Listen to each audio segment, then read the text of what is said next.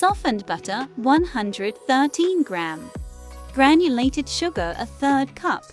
Whisk it together until changes color. Light brown sugar 1/2 cup. Whisk until well combined. Vanilla essence 1½ teaspoons. 1 large egg room temperature.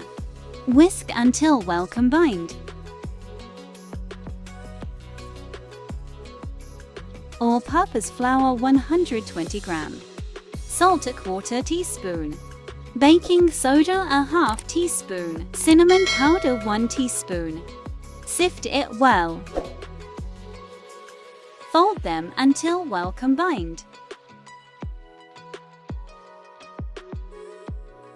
Rolled oats 1½ cups. Raisin 1 cup. Fold them, cover it and refrigerate the dough for 1 hour.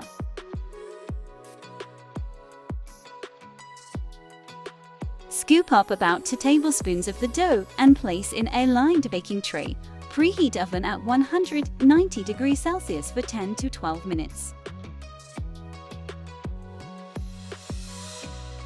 Once baked, allow to cool. Enjoy!